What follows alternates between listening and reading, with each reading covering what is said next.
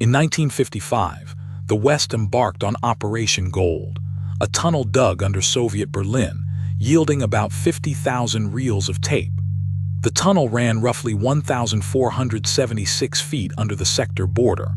So why did Moscow let the Americans and British listen for almost a year? The man at the heart of the operation was George Blake, a name that would become synonymous with betrayal. Berlin, after WWII, was the espionage capital of the world, a city split into 4 occupation sectors, the front line of the Cold War. West Berlin lay about 100 miles deep inside the Soviet occupation zone, a flashpoint that had already been tested during the 1948-49 Berlin blockade and airlift. The real problem for Western intelligence was that the Soviets had stopped using radio and moved their military traffic onto buried telephone and teleprinter cables, which radio interception could not reach, leaving the West going deaf behind the Iron Curtain. Fearing radio interception, the Soviets shifted military traffic onto buried landlines, blinding Western listening posts. There was a precedent for the operation. In Vienna, around 1949-1951, British intelligence had secretly dug short tunnels to tap Soviet landlines, codename Operation Silver. It worked, and the success emboldened the CIA's Berlin-based chief, William King Harvey, and Britain's CIS to attempt something far bigger in Berlin, a joint operation that would become Operation Gold. In Vienna, the CIS officer Peter Lunn had run short tunnels, codenamed Operation Silver, from cover premises to tap Soviet cables. That success directly inspired Berlin, and Lunn helped plan Gold. The plan was a joint CIA-CIS venture, with the Americans calling it Operation Gold and the British Operation Stopwatch. At a secret planning conference in London in the autumn of 1953, the engineers and spymasters mapped exactly where to dig and which cables to tap, with Alan Dulles' CIA funding and building it, and the British bringing the tunneling know-how. The joint plan was thrashed out at a conference in London in 1953.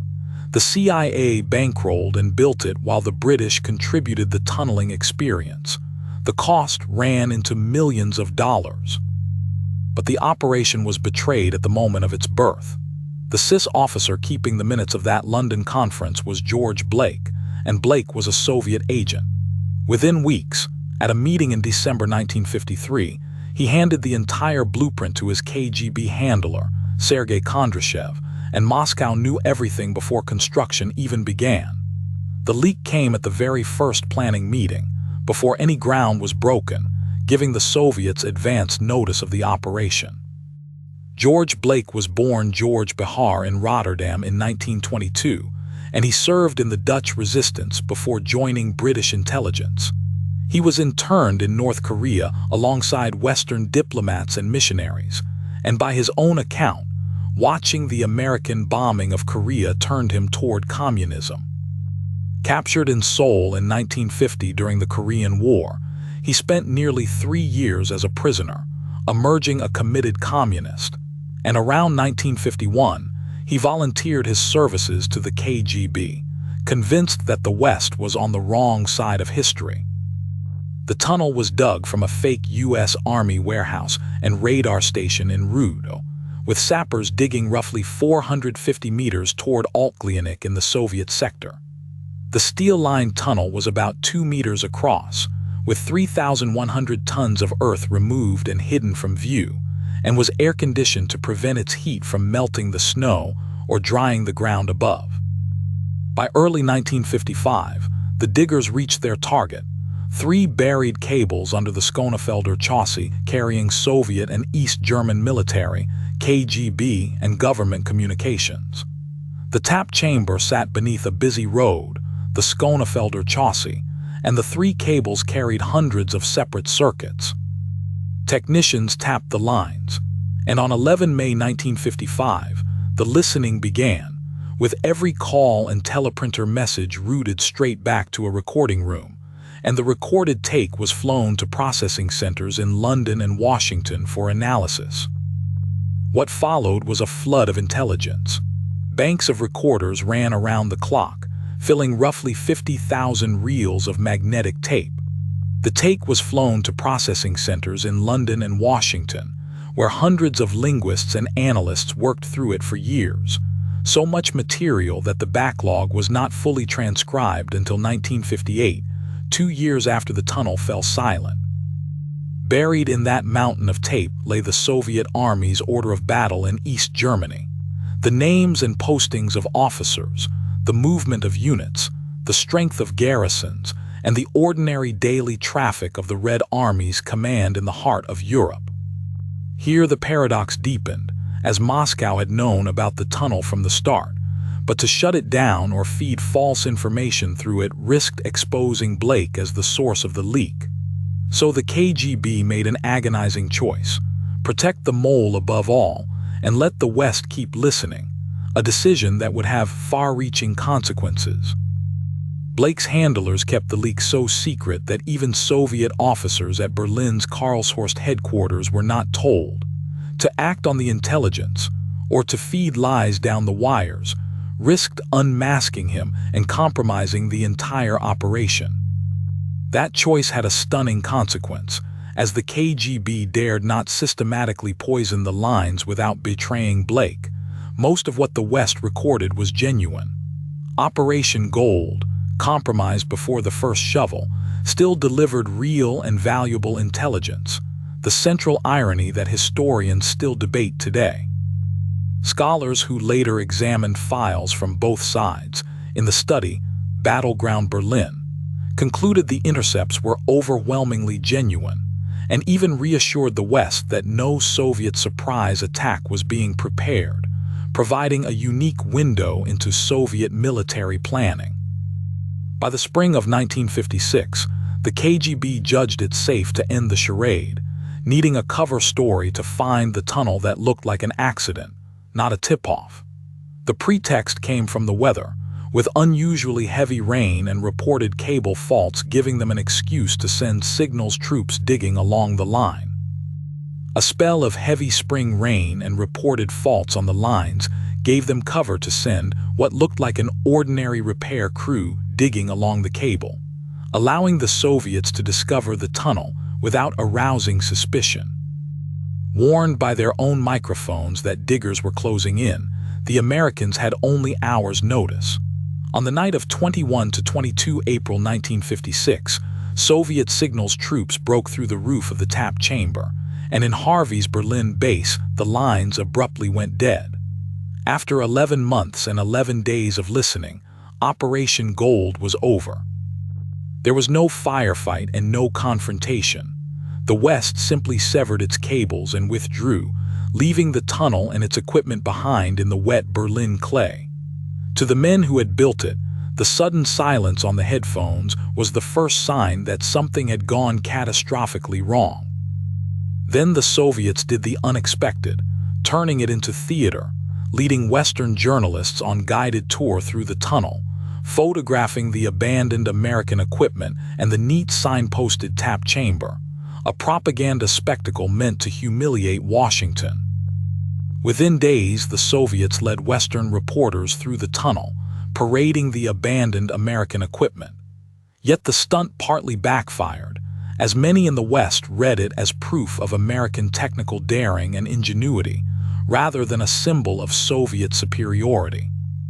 But the West read the discovery exactly as the KGB intended, as rotten luck, a chance find after a storm. Nobody suspected a leak, and so the man who had betrayed the tunnel from the first day, George Blake, stayed hidden in plain sight and kept spying for British intelligence for 5 more years. Convinced the discovery was bad luck, the CIA and CIS hunted for no traitor. Blake moved on to fresh assignments, went on betraying British secrets for another 5 years, his treachery remaining undetected. Blake's luck ran out in 1961, when a senior Polish intelligence officer, Michael Golniewski, defected to the CIA and began naming Soviet agents in the West, and one of them was Blake.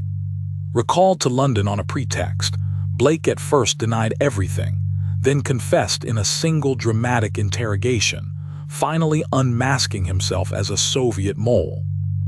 The break came when Michael Golniewski, a senior Polish intelligence officer secretly working for the CIA, defected through Berlin in 1961 and named Blake, leading to his eventual capture and confession.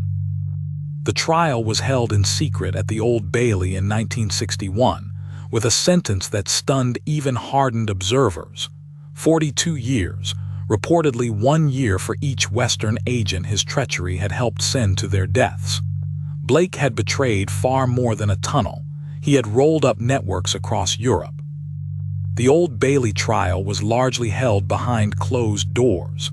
The judge imposed 42 years, 3 consecutive 14-year terms. By legend, 1 year for each agent Blake had compromised, among the longest sentences in modern British history, reflecting the severity of his crimes. But the story was not over. As Blake escaped from Wormwood Scrubs prison in London in October 1966, helped over the wall by an Irish petty criminal and 2 anti-nuclear peace campaigners, using a rope ladder stiffened with knitting needles, and was smuggled across Europe to East Berlin. In October 1966, Blake went over the prison wall on a rope ladder with rungs stiffened by knitting needles, helped by a fellow inmate and 2 anti-nuclear campaigners, then was driven across Europe hidden in a camper van, eventually finding refuge in the Soviet Union. Blake reached Moscow and never left. The KGB rewarded him with the rank of colonel, an apartment, a pension, and some of the Soviet Union's highest honors. He married, lectured a new generation of intelligence officers, and in time published a memoir defending everything he had done. To the end, he expressed no remorse, insisting he had merely chosen the side he believed in. George Blake, the mole who had doomed Operation Gold before the first spade of Earth was turned, died in Moscow in December 2020, aged 98, an unrepentant colonel of Soviet intelligence. So what was Operation Gold worth?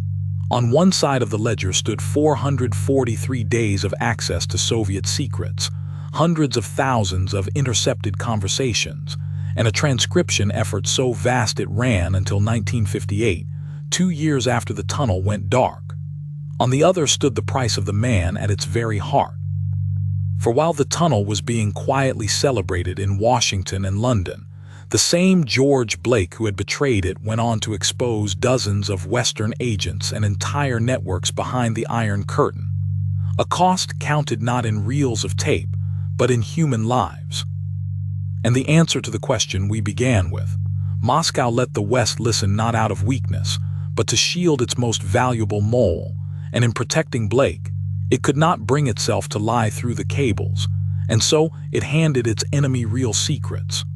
The greatest wiretap of the Cold War was a triumph and a betrayal at the very same moment, a paradox that continues to fascinate historians and intelligence experts to this day. The verdict of the historians who read both archives: Moscow let the West listen in order to protect its mole, and in shielding Blake it dared not risk feeding lies down the wires, a calculated gamble that paid off in the end.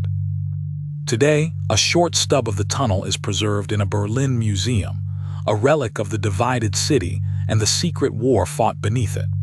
The tunnel remains the perfect emblem of its age, holding Western ingenuity and Soviet treachery, proof that in the Cold War, the line between victory and betrayal could run straight through the same patch of ground.